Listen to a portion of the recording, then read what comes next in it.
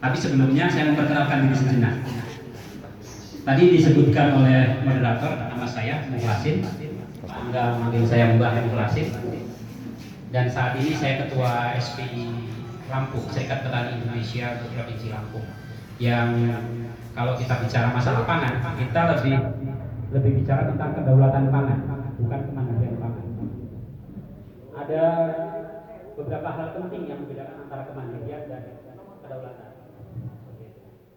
Terus kemudian saya sekarang tinggal di Jatilenggo, Jati. Tahu kan? Ya. Masih masuk kecamatan Pringsewu. Artinya kenapa saya milih walaupun di pinggir ujung sana? Karena kalau bikin alamat masih kecamatan Pringsewu, ibu kota kabupaten Pringsewu. Kalau suatu saat mau main silakan, ada mungkin suatu saat ya tempat di situ juga tempat untuk belajar kawan-kawan.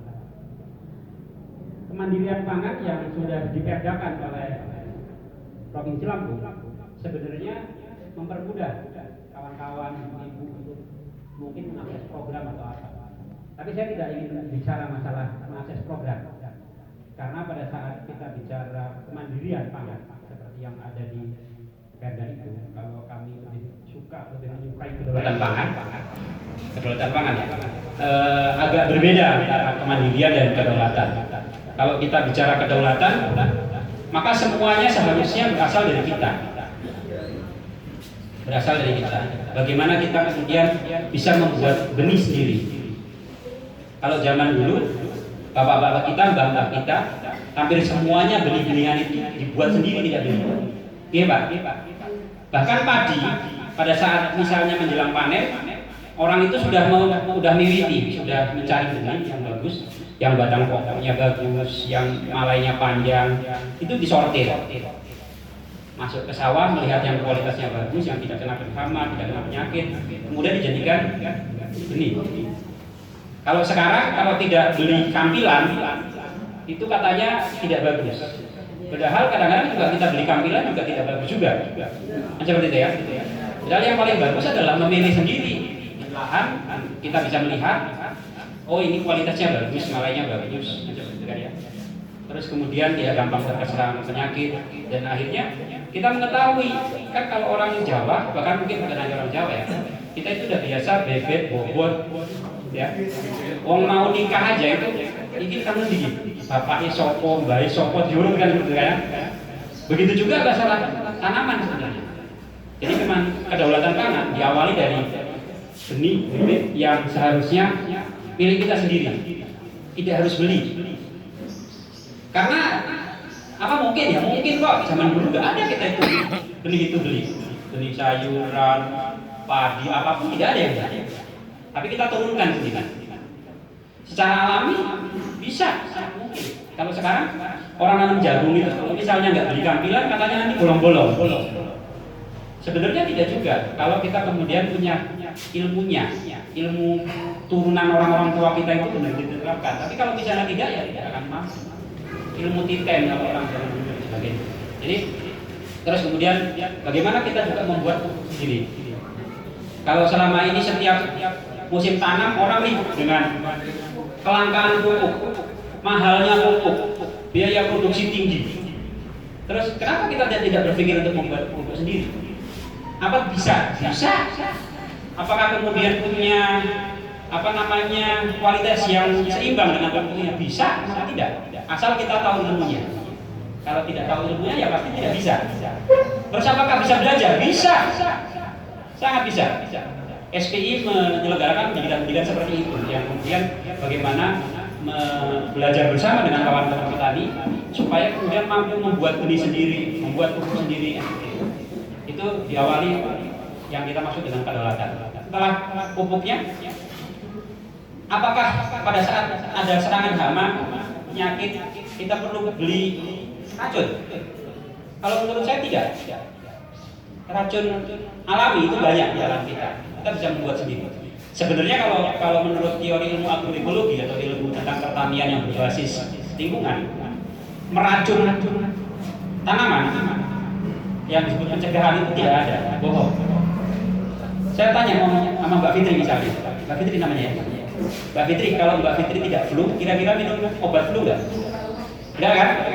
Terus kenapa kalau misalnya orang di sawah kita belum ada penyakit, tiba-tiba orang ngomong pencegahan? Yang nyegah apa itu? Lalu nggak tahu sakitnya apa kok cegah? Saya tanya sama Mbaknya, kalau Mbak tidak kena kanker, apakah Mbak minum obat kanker? Enggak kan? Artinya nggak logis, nggak masuk akal kalau misalnya orang di sawah, di kebun, kok nggak ada penyakitnya, kok tiba-tiba kok nyemprot katanya mencegah. Jadi nggak perlu. Nah, bagaimana kemudian seandainya seminimal mungkin itu menggunakan racun, karena racun yang disemprotkan ke tanaman kita itu akan masuk ke dalam tubuh kita. Ya gitu.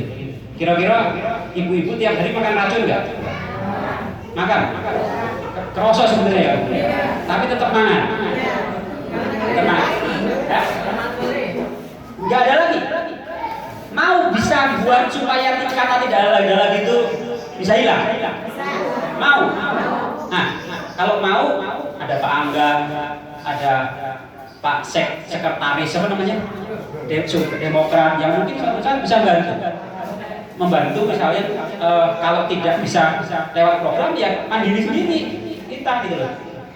Apa misalnya? Kalau kata Mas ngomong tadi pemanfaatan lahan pekarangan. Sekecil apapun lahan pekarangan kita, kalau kita dimanfaatkan, maka kemudian setidak-tidaknya kita mengurangi sesuatu yang tidak mandiri. Mengurangi. Punya 10 batang pohon cabai, itu seharusnya sudah tidak perlu lagi beli cabai. Itu 10 jenis saja. Nggak usah banyak-banyak. Terus kemudian punya 10 polybag pohon kangkung saja, itu sudah tidak perlu lagi beli kangkung. 10 polybag saja, sudah tidak perlu lagi beli kangkung. Punya 10 polybag caisin itu sudah tidak perlu lagi, bahkan mungkin bisa ngasih tetangga. Punya 10 polybag tomat atau rampai, itu kebutuhan sambal kita udah nggak perlu beli, bahkan mungkin kita udah bisa ngasih tetangga. Percaya nggak? Nah itu jumlahnya hanya sekitar 50 polybag. Berapa kebutuhan arealnya? Ya paling semeter kali 10 juga nggak ada kok, atau semeter kali 5 itu udah cukup. Kalau misalnya lahannya cuma semeter kali 5, ditingkat menjadi 3 tingkat misalnya, atau 4 tingkat. Artinya kalau satu lahan selarapan itu 50 polybag, kalau kita bikin 3 tingkat, maka 150 polybag. Berapa jenis tanaman yang bisa kita tanam? Banyak kan? Sepertinya kita sudah tidak perlu lagi itu namanya beli sayuran. Ngerti nggak bahwa pada saat ibu membeli sayuran yang berasal dari Jawa, dari Cina, dari Gestik, dari mana? Dari Lampung Barat, itu juga ibu ikut menyumbang pemanasan global. Percaya nggak? Ngerti pemanasan global nggak?